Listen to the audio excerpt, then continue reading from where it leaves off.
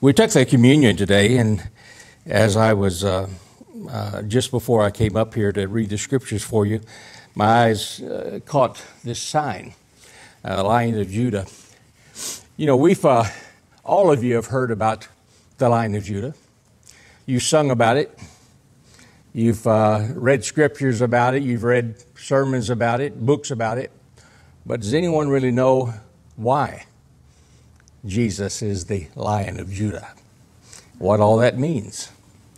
Just very, very briefly, and this is a kind of a piggyback on communion. During many years ago, during the time of David and Saul and those guys, there were a number of lions in the region of what is now Israel, and there was enough there that they were going to last for a while until Ahab became king of the northern kingdom of Israel. And then he went on a killing spree that eliminated over a period of about 2 years all of the lions in Judea except for one. And that one was a pet, so to speak, of Jehoshaphat, who is the king of Judah. At this time, the Jews were divided into two kingdoms, the kingdom of Israel and the kingdom of Judah. And Jehoshaphat was the king. Well, Jerusalem became under siege, and it was a combination of the Philistines, the Phoenicians, and the Syrians that came against Jehoshaphat in the city of Jerusalem. The city was surrounded. They didn't know what they were going to do, and things looked pretty hopeless. But this pet lion, he was a male lion, this pet of Jehoshaphat's got loose, and he had some type of sixth sense in him that something was happening, that his master was in danger, and his friends were in danger. And so somehow he got out of the city and through the city gate, and he walked out before Jerusalem all by himself. And he stood there and he roared, challenging the armies that were there. The army numbered well over 15,000 people. And he was there by himself, challenging the forces of the enemy. Well, they tried to, they felt that the lion was no match to their army, but it certainly could have boosted the morale of the people in Jerusalem so that they could put up a fight or defense which they perhaps could have been victorious. So it was necessary to get rid of the lion. As the story goes, he suffered more than 100 arrows into his body. He was still alive, still challenging the enemy. And then one of the keepers of the lion, he became I guess you'd call it a treasonous person. He received a lot of money from the Syrians to lead the lion into death. And so the lion trusted this man because he had been his keeper since the time he was just a small little pup. And so when this man approached, then the lion, by that time called the Lion of Judah, submitted to him and to his friendship, much like Judas did with Jesus. And so the lion submitted to him, and he led him away into an ambush. The lion was killed, and how he was killed is that they ran a spear up through his entire body and hung him there in the field, waiting for him to die. After the death of the lion, it was brought back into the city of Jerusalem, and it was the skin was taken off, and from that time forward, on Coronation Day of the kings of Israel, they wore the lion's skin on the day that they were crowned king.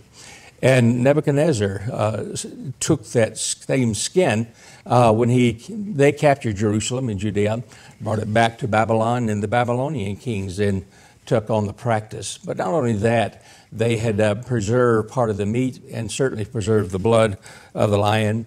And on that coronation day and in the day of his death, from that time forward, a piece of the meat was eaten, and the blood, portion of the blood was placed on the forehead and the nose and both ears of the king, signifying that I now have the spirit of this great, great warrior.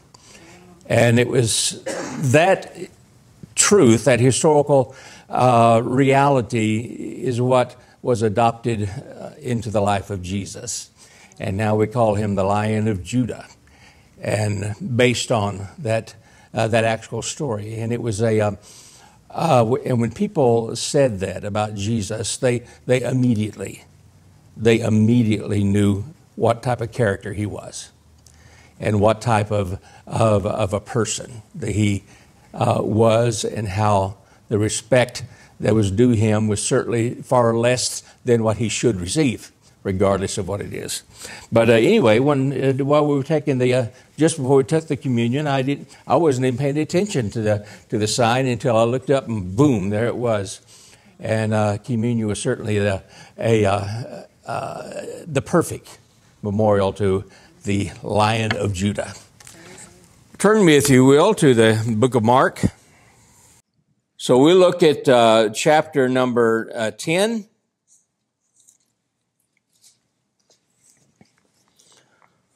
We'll begin reading verse number 46.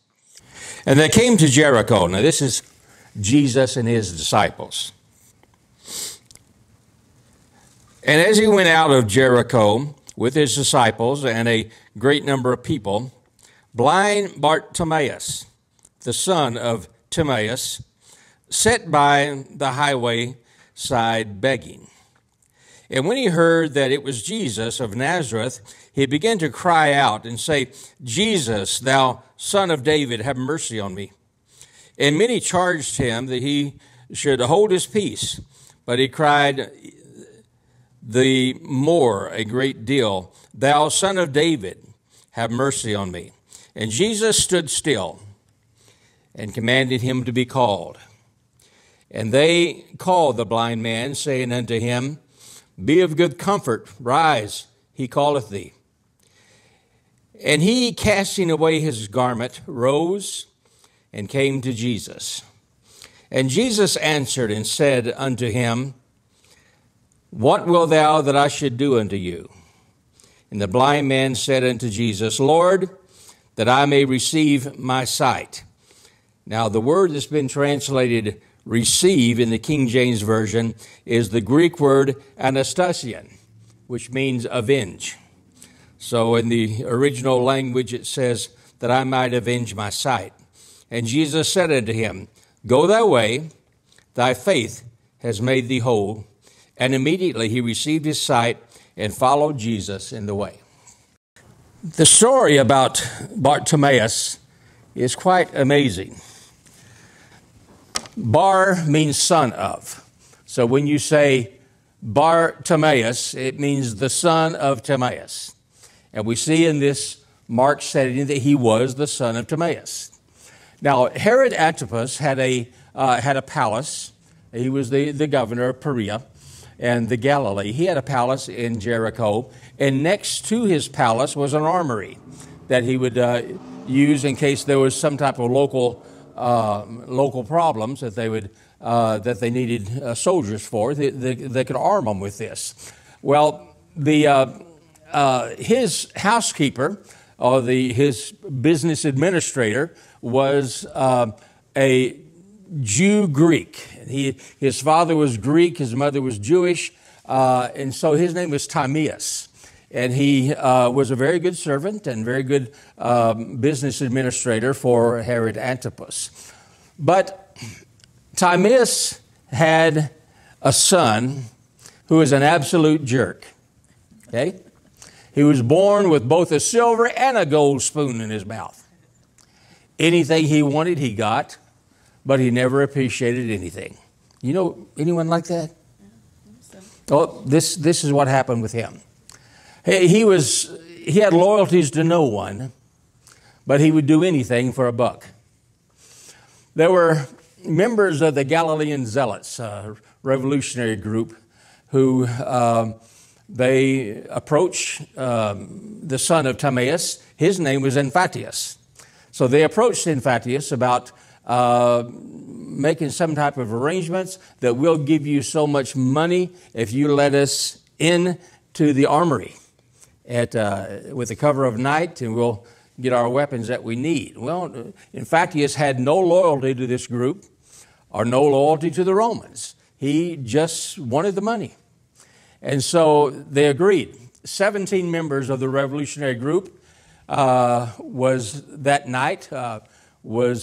allowed into the city with Bartimaeus being there ushering them in, and they tried to break into the armory. But Bartimaeus had found out about what was happening, so he turned his son in to the Roman authorities. And as they broke into the armory, the Roman authorities caught them and arrested them. Now, the 17 members of the revolutionary group were crucified on the highest point of the city, overlooking the city.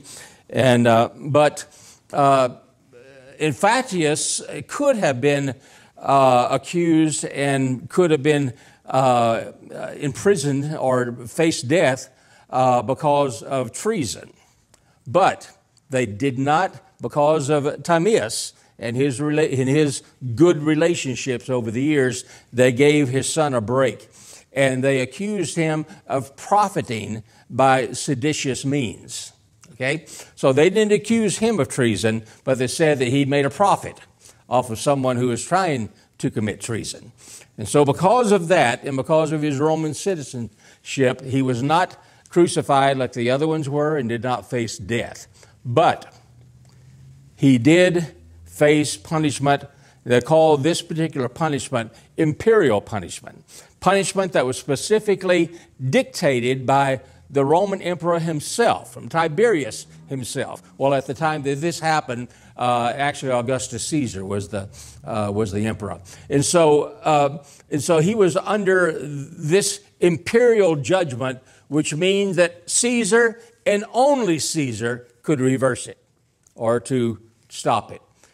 And Bartimaeus first had his eyes burned out with a red-hot sword, and then after this, he was forced to wear a scarlet robe around his shoulders, and this indicated to anyone who saw him that he was under judgment by Caesar himself.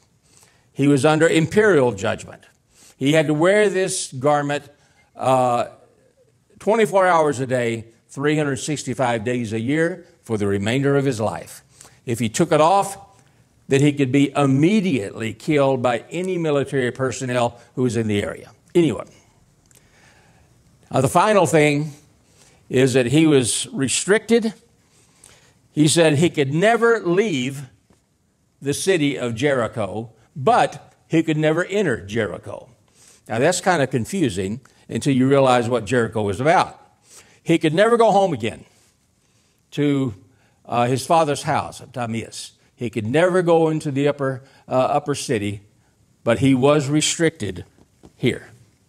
He was never able to leave here, and his sentence was that he would have to beg in this region for the remainder of his life, and was not allowed to go through these gates or to leave the city in any way.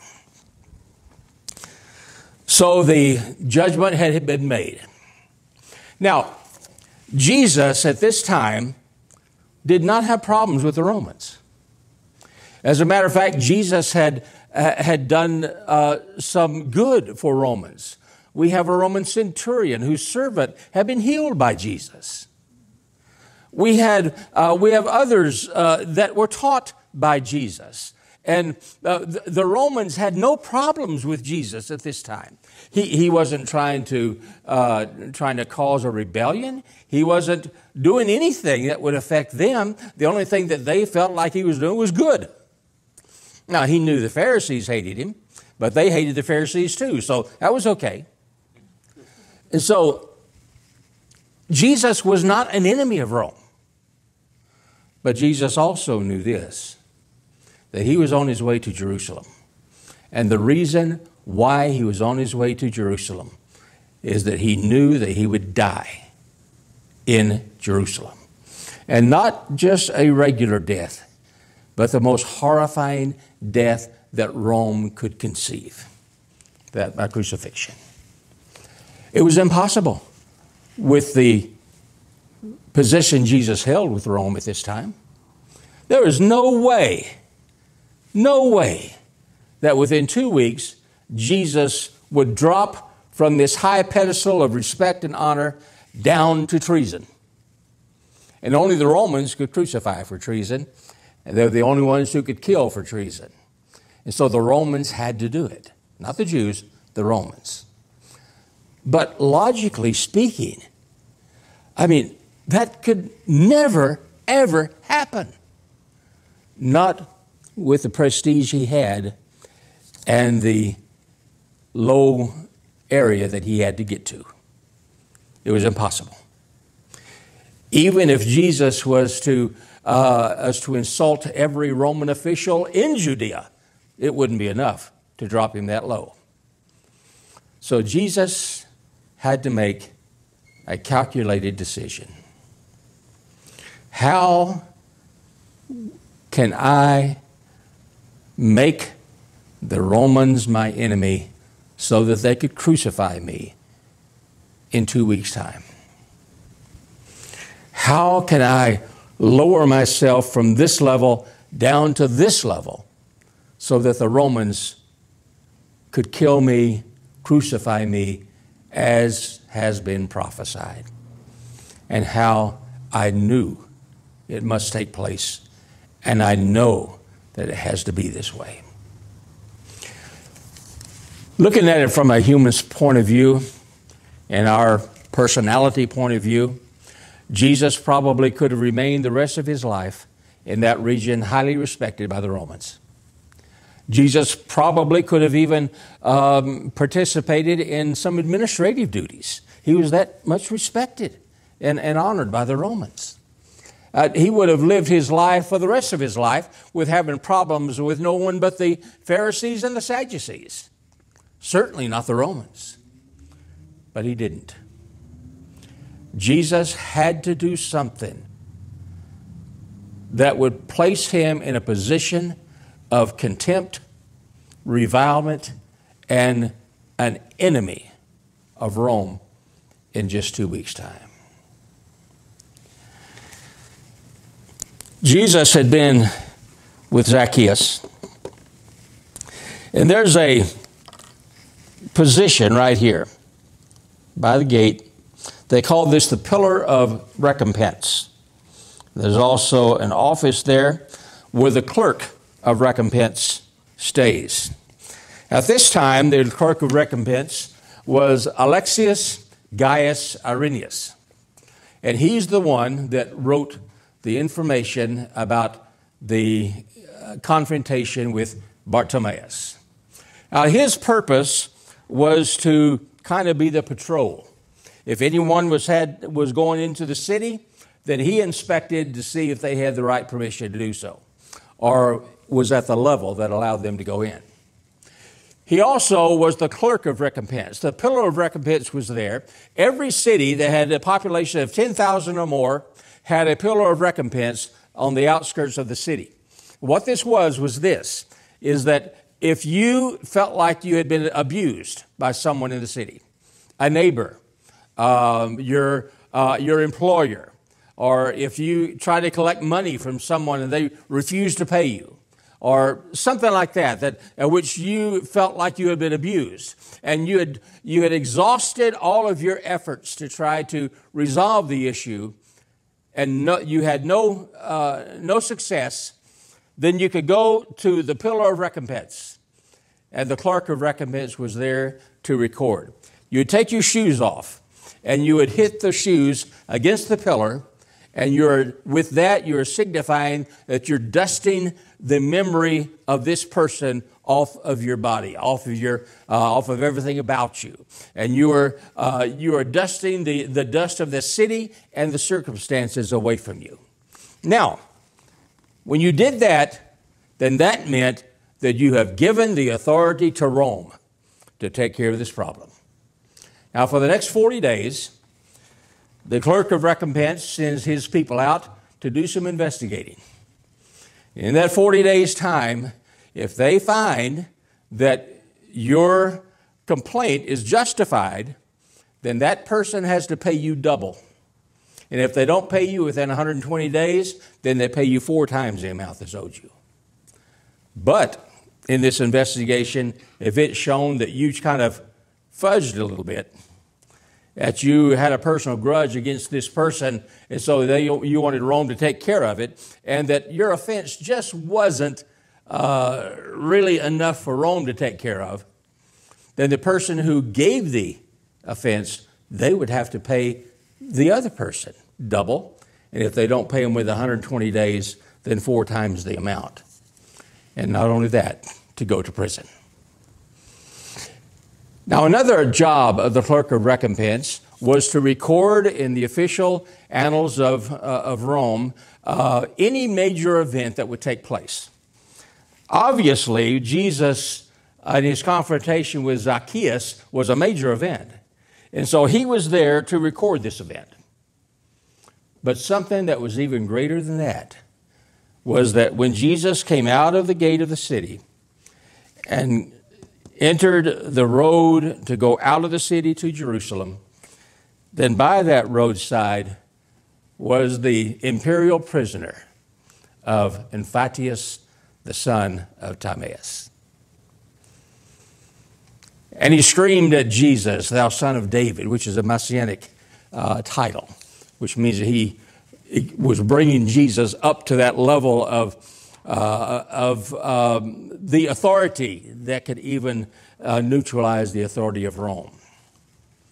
And he called out to him. Now Jesus had to make a decision. If he responded to this man, if he healed him, then Jesus' notoriety, his honor, his prestige would begin at that moment to plummet. So that by the time he reached Jerusalem, that he would be a full-fledged enemy of Rome. So Jesus made his decision, and he told the people that were there, "Bring him to me." He said, "What do you want, sir?" Now, first of all, the guy took off his red coat. Okay, that could have been imprisonment or death by doing that, because that signified that he was under judgment of Roman Caesar himself. So he threw his cloak off. Then he came to Jesus, and he says, "That I might avenge my sight." And Jesus said, "Okay, your faith has made you whole." Jesus totally countermanded the judgment, totally neutralized the lifetime punishment that Caesar Augusta himself had handed down. And not only that, Jesus allowed this man to follow him out of the city. So Jesus now had voluntarily placed himself in the position of being guaranteed death by the Romans. And not only death by the Romans, but the most horrifying death that they could conceive. By the time Jesus and his followers did reach Jerusalem, then that was the case. The word had spread that Jesus had countered the judgment of Augustus Caesar, that he had interfered in with the in with the judgment of Rome, and that now he certainly was an enemy of the great Roman Empire. Bartimaeus was arrested again when he reached Jerusalem. The authorities arrested him, put him in prison in Caesarea Maritima, and there he stayed until the year AD 37, when Emperor Caligula released him as a general amnesty, releasing in Judea. While he was in prison, he became a true believer in Jesus, and he became very dedicated to Jesus. And as a matter of fact, he became the pastor of a church in Perea, and he also helped Zacchaeus in the establishment of other churches in the region. And so the end result was good as far as Bartimaeus was concerned, but as far as Jesus was concerned, it was not good from the human standpoint. But from our standpoint, it was wonderful. So Jesus willingly, premeditatively, and knowingly placed himself in a position of ridicule, of dishonor, and death, all because of us. Now, what type of love is that? The type of love that we can't comprehend. The type of love that we have never had to choose to do. But he did it. And he did it because of his intense love for us, placing himself from the highest level to the lowest level, knowingly. Surely he is absolutely that Lion of Judah and that friend that sticks closer than a brother. Hi, I'm Dr. Ron Charles of the Cubit Foundation. You know, we've been in Middle East for going on 30 years, and I would love to come to your church or your meeting to let you know what's happening in reality in the Middle East. And we'd love to come there and let you know what's happening, what the Lord's doing in that part of the world. So if you can contact us at thecubitfoundation.org, then we could come to your place. And if you would like to find out more about us, then go to www.cubitfoundation.org. Thank you.